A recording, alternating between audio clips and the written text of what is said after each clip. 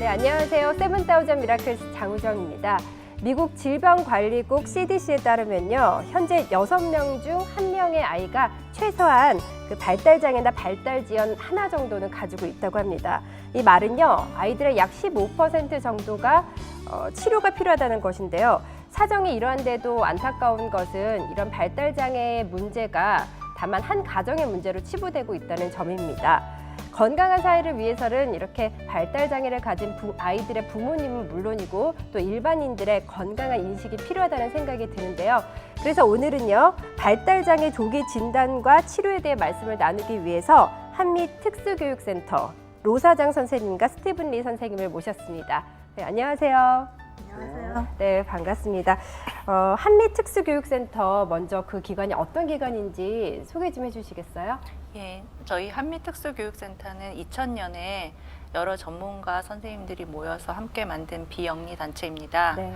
저희가 주로 하는 일은 장애 아이들의 교육과 치료이고요. 그다음에 부모님들을 위해서 그 특수교육과 장애에 대한 정보를 제공해드리기 위해서 저희가 세미나를 열고 있습니다. 그리고 또 신문이나 이런 방송 활동을 통해서 저희가 많은 분들께 장애가 어떤 것인지 홍보하는 그런 활동도 계속 해오고 있습니다. 네, 그렇군요. 오늘 주제가 발달장애 조기 진단과 치료예요. 근데 먼저 발달장애 과연 어떠한 것인지 알고 싶거든요. 예, 네. 발달장애란 아이가 태어날 때부터 가지고 있는 장애를 말합니다. 네.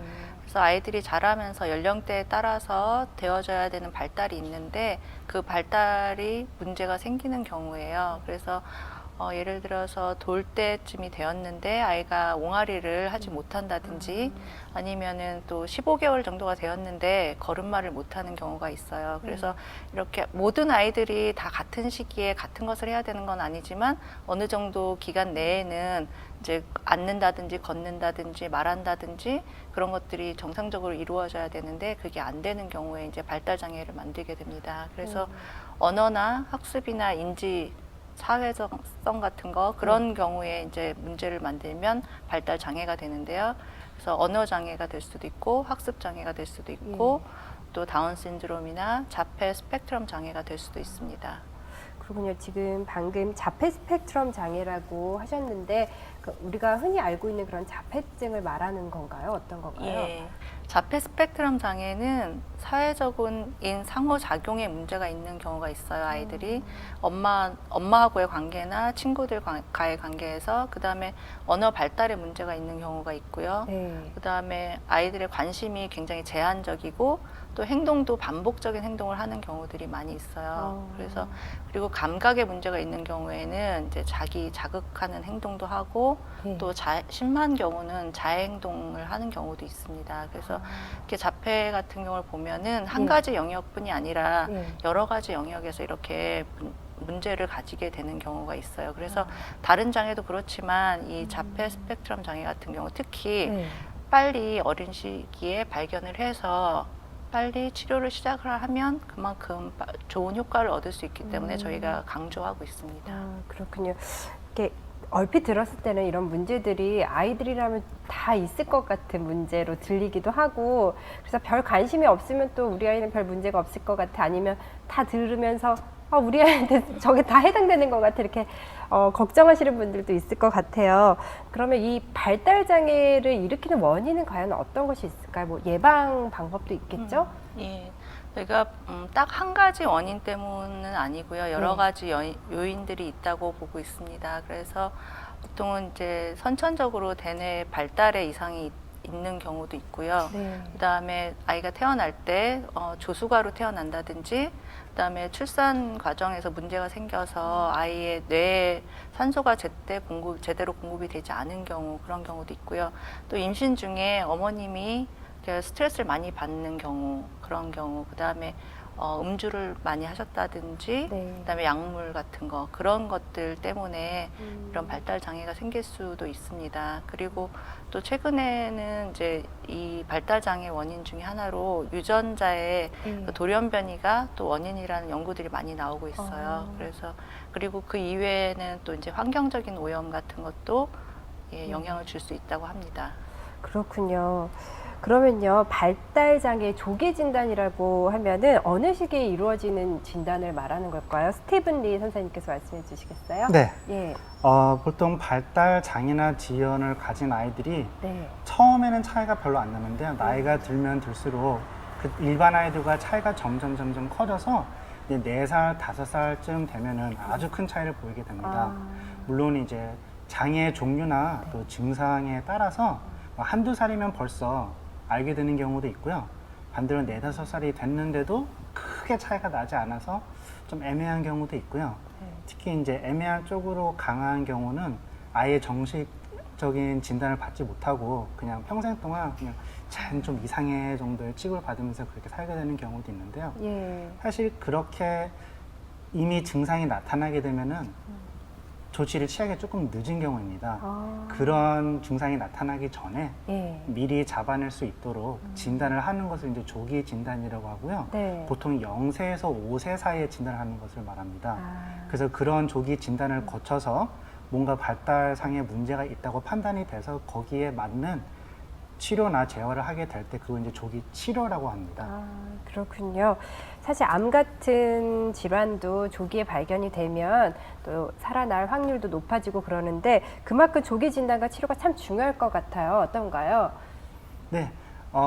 방금 말씀드렸듯이 처음에는 차이가 안 나도 나중에 네. 크게 차이가 나게 되는데 뭐 예를 들어서 2살짜리 아이가 네. 뭐 한 살 반 아이처럼 약간 기억해 하면은 그건 기우니까 그냥 넘어가게 되는데 네. 4살짜리가 2살처럼 행동을 한다.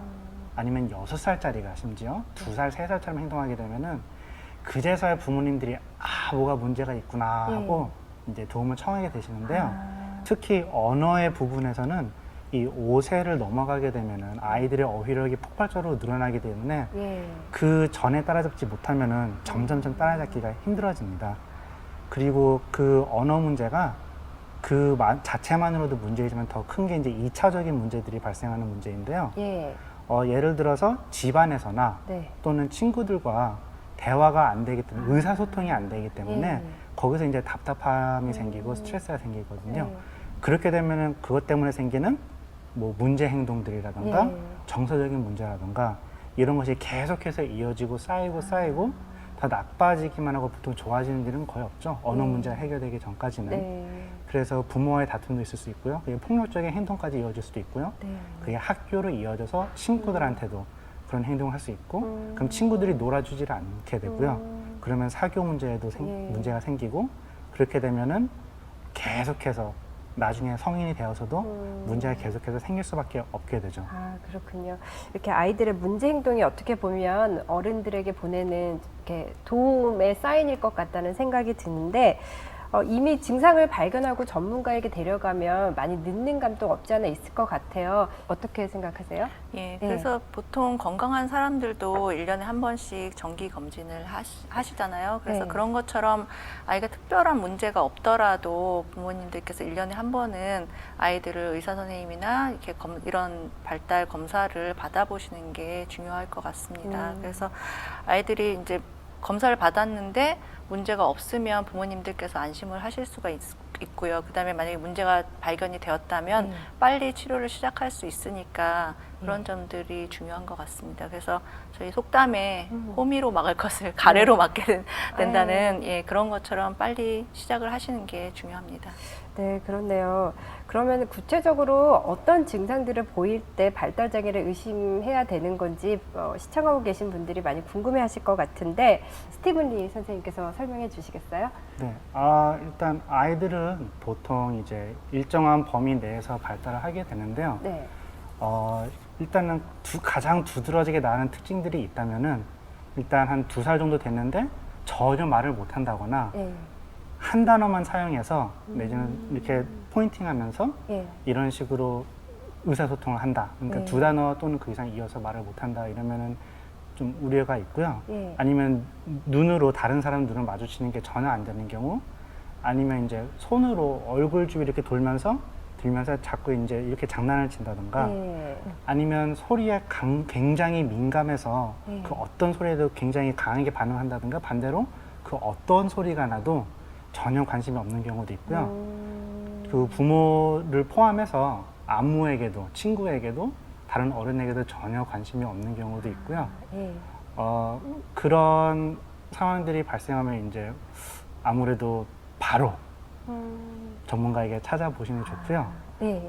꼭 그렇진 않더라도 그 CDC에서 마일스톤이라고도 부르기도 하고 일반적으로 발달 지표라고 하는데요. 네. 각 나이대에 따라서 일반적으로 이 나이대 됐으면은 이 정도는 대충 할 수 있어야 된다라는 그런 표가 대충 있습니다. 예. 그런 거는 뭐 서점에서도 볼 수 있고요. 네. 인터넷으로 찾아봐서도 금방 검색할 수 있고요. 아. 그래서 그런 걸 보면서 네. 내 아이가 예. 그런 걸 잘 따라가고 있는지 수시로 검사해 줄 필요도 있습니다. 아, 그렇군요. 이게 보면은 한미특수교육센터에서 제공하고 계시는 그 발달 단계표라고 나와 있네요. 네. 네. 저희가 일단은 그런 걸 만약에 찾아보시기가 조금 번거로우시면은 네. 이런 식으로 키잭이나 아니면 그 외에 포스터 같은 것으로 벽에 붙여놓고 항상 수시로 아이가 잘 따라가고 있는지 확인할 수 있도록 만들어 놓은 아, 겁니다. 그렇군요. 네. 이렇게 연령별대로 어떤 단계의 발달이 이루어져야 되는지 자세히 나와 있어서 많은 부모님들께서 도움을 받으실 수 있을 것 같다는 생각이 듭니다. 네, 지금 말씀해 주신 증상을 보이면 일단 진단해 보는 것이 좋을 것 같은데, 그러면 이 조기 진단은 어디서 어떻게 받을 수 있을까요?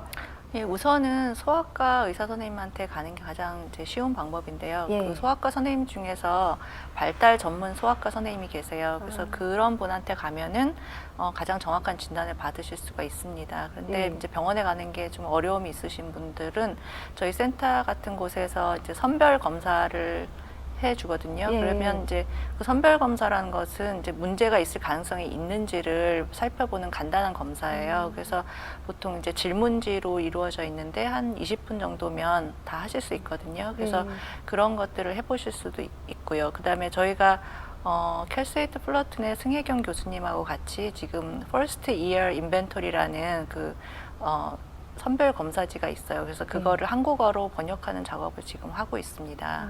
그리고 또 중요한 것은 저희가 1년에 한 번씩 매년 그 패밀리 서포트 네트워크라는 미국 기관과 함께 그 무료 발달 선별 검사를 하고 있어요. 그래서 그 행사는 이제 0세에서 5세 되는 아이들 대상으로 하고 있고요.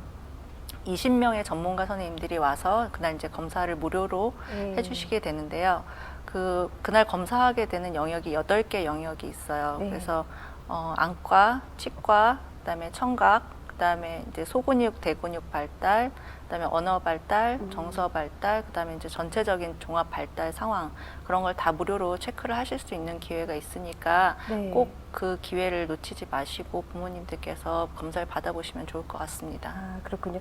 치료 방법에 대해서도 궁금해져요. 일단 진단이 되면, 의심이 되면 그 치료는 어떻게 이루어지는지 말씀해 주세요. 가장 이제 많이 부모님들 하시는 경우가 언어 치료가 있고요. 네. 그다음에 이제 행동 치료도 있고, 그다음에 소근육 발달을 위한 어큐페이셔널 테라피 작업 치료가 있고요. 그다음에 대근육 발달을 위한 피지컬 테라피가 있어요. 그래서 그런 것들이 가장 많이 하는 치료 방법 중에 하나고요. 그 이외에 음악 치료나 놀이 치료, 네. 미술 치료 그런 것들도 같이 병행하시면 훨씬 아이들한테 도움이 됩니다. 그래서 일단 진단을 받게 되시면은 3세 이전에는 리저널 센터라는 곳이 있어요. 거기서 주정부의 지원을 받는 기관인데 거기서 발달 장애들을 위한 서비스를 제공하거든요. 그래서 거기에서 이제 진단도 받고 치료 도움을 받으실 수가 있고요. 3살이 넘은 경우는 네. 이제 스쿨 디스트릭으로 저희가 리퍼를 해요. 그래서 거기에서 검사를 받고 그다음에 교육이나 치료를 받으실 수 있도록 해드리고 있습니다. 그렇군요. 이렇게 치료를 받은 아이와 안 받은 아이들 현저한 차이가 나겠죠? 예, 그럼요. 저희 실제로 저희 센터에 오는 아이 중에 3살 때 자폐 진단을 받았는데 부모님들이 빨리 이제 찾으신 경우예요. 그래서 그 이후로 지금 아이가 5살이 넘었는데 그동안 많은 치료를 부모님이 열심히 하셨어요. 그래서 지금 처음에는 굉장히 심한 상태였는데 지금은 정말 일반 아이들과 별로 거의 구분 가지 않는 정도로 아이가 많이 좋아졌어요. 아, 그렇군요. 많은 분들이 또 희망을 가지실 수 있을 것 같다는 생각을 하는데 이렇게 쉬쉬하다가 치료 시기를 놓쳐서 얼마든지 좋아질 수 있는 장애가 그냥 굳어질 수도 있겠네요. 그런 사례도 혹시 있을까요? 네. 일단은 기본적으로 한국 문화에서는 아직도 장애에 대한 인식이 약간 보수적인 편이어서 예. 아무래도 나의 아이에게 장애가 있다라고 하면은 이게 부끄러운 일이고 숨기고 싶은 일인 경우로 보는 일이 아직은 많습니다. 네. 그래서 자신의 자식에게 아이에게 장애가 있다는 것을 잘 인정하려고 하지 않으세요. 그래서 그냥 뭐 괜찮아질 거야. 뭐 네. 니네들은 다 이렇지 뭐 이런 식으로 이제 스스로 위로를 하시는데 아. 처음에는 그게 돼요. 예. 처음엔 차이가 별로 안 나니까. 근데 그게 아이가 자라면 자랄수록 다른 아이들과의 차이가 눈에 띄게 되고요. 그렇게 되면 이제 내 아이는 왜 다른가? 나의 탓인가? 아니면은 내가 아이를 미리 어디 데려갔으면 좋았을 텐데 하는 죄책감 이런 것들이 다 섞여가지고 아이에게 그 화를 푸게 되는 경우도 있는데 네. 그러면 아이는 또 이제 거기에 대해서 이제 다시 문제 행동이 나타나고 네. 그런 식의 이제 악순환이 이제 발생하는 경우가 많고요. 또 이제 아이를 밖에 내보내고 싶지 않아 하기 때문에 네. 이제 그런 경우가 더욱더 강화되는 경우도 많고요. 네. 그래서 이제 아이들이 뭐 계속 집에서만 계속 먹는다든가 앉아만 있는다든가 해서 건강 문제도 많이 생기고요. 그리고 그 다음 단계로 네. 이제 아이에게 장애가 있는 걸 인정을 해도 네. 문제가 있을 수 있는 게 치료를 하려고 하지 않는 경우, 진단을 받고 싶어 하지 않는 경우, 내 아이에게 문제는 있어 보이는데 부끄러우니까, 숨기고 싶으니까. 그래서 있는 건 알지만 네. 보이고 싶어 하지 않아요. 그래서 아니면 또는 의사분께 데려갔다가 이게 기록에 남아버려서 뭐 아이가 나중에 학교에 지원을 한다던가 네, 미래에 뭔가 지장이 취업을 하고 싶어 한다던가 할 때 지장이 있지 않을까 하는 걱정 때문에 네. 그 지나친 걱정 때문에 진단을 안 받으시는 경우도 있고요. 음, 그래서 그런 경우가 네. 상당히 많죠, 사실. 저희 센터에 전화 문의 오시는 분들 중에 이제 내 아이가 고등학교 졸업하는데 뭐 받을 수 있는 치료 방법 없느냐? 네. 아무래도 안 될 것 같다. 이런 경우 꽤 많고요. 이제 내 아들이, 내 딸이 이제 30이 넘었는데도 직장을 못 잡고 있다. 뭐 이런 전화도 심심찮게 옵니다. 그렇군요. 얘기를 들어보니까 그만큼 이런 발달장애에 대한 인식의 변화가 정말 절실하다는 생각이 듭니다. 또 다른 이유로요, 조기 치료를 놓치는 경우도 있을까요? 어떠한 경우가 있을까요?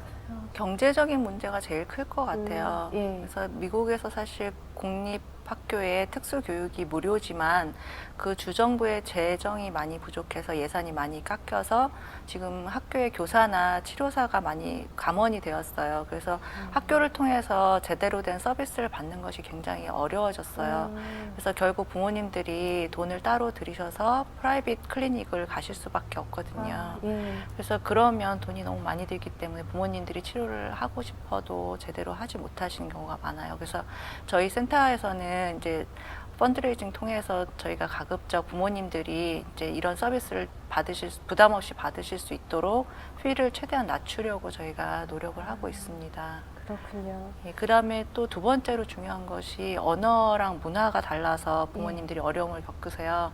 그래서 한국에서 이민 오신 지 얼마 안 되시는 부모님들이 영어가 잘 안 되시니까 이제 미국 기관이나 그런 곳에서 서비스를 해준다고 해도 찾아가시기가 어렵고 가서 검사를 받기도 어렵거든요. 그래서 저희가 이제 아이들을 가장 효과적으로 치료할 수 있는 것은 사실 이중 언어를 하시는 선생님이세요. 그래서 이제 한국어랑 영어를 다 같이 잘 하시는 선생님들이 하시면 아이들은 더 이렇게 마음이 편하게 생각하고요. 그런 선생님들을. 네. 그다음에 효과도 더 좋아요. 저희가 해보니까. 네. 그다음에 부모님들 같은 경우는 이제 상담을 선생님한테 궁금한 아이의 이제 상황이나 발달에 대해서 교육에 대해서 궁금하신 게 많으신데 그때 이제 영어로 아무래도 이제 물어보시고 대답 들으시는 게 한계가 있으시니까 저희 센터에 오시면 이제 이중언어를 하시는 선생님들이 자세하게 한국말로 이렇게 설명을 해드리면 그게 부모님들은 굉장히 좋아하시는 것 같아요. 도움이 많이 되신다고 예. 하세요.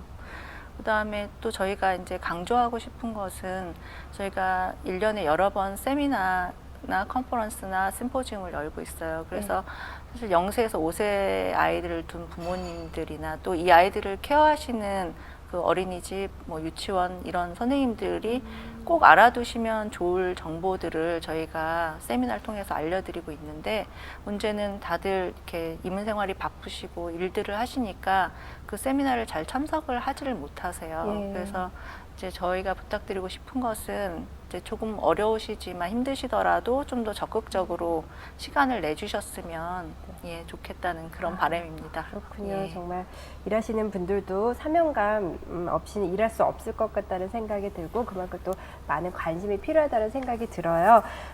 이런 의식들을 바꾸기 위해서 한미특수교육센터에서 특별히 하고 있는 일이 있을까요?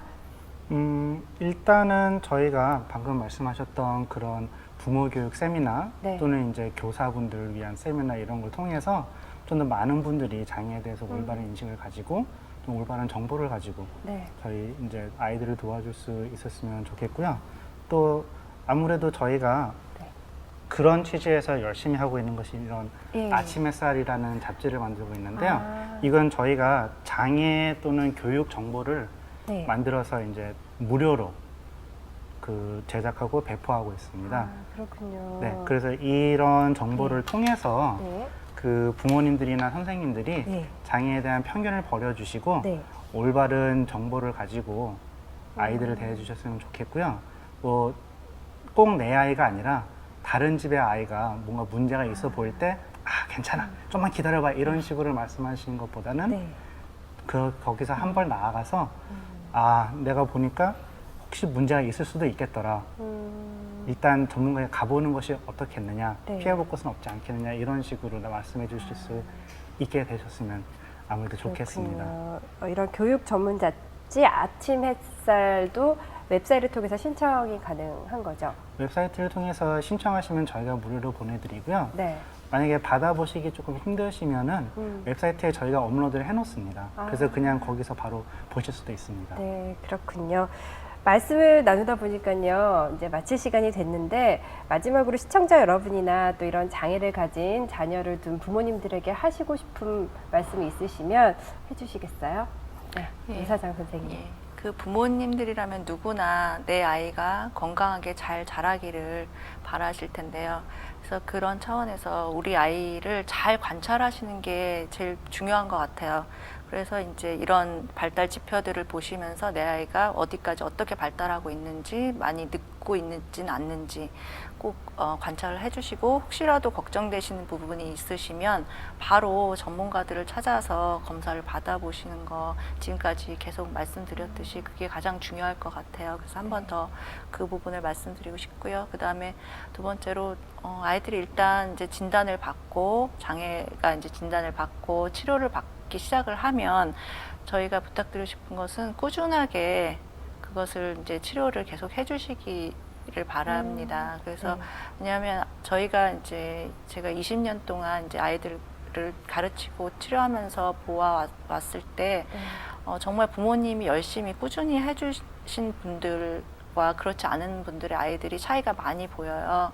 그래서 힘드시더라도 또 중간에 이렇게 좌절하실 때가 또 있어요. 그래서 그럴 때 좌절하고 포기하지 마시고, 우리 아이들이 정말 많이 달라지고 많이 변하기 때문에 포기하지 마시고 열심히 네. 힘내셔서 치료에 임해주시기 바랍니다. 네, 이 방송을 보시고 장애아를 가진 부모님들이 많이 힘을 내셨으면 좋겠고, 또 세상에 그 장애에 대한 건강한 인식이 심어졌으면 좋겠다라는 생각을 해봅니다.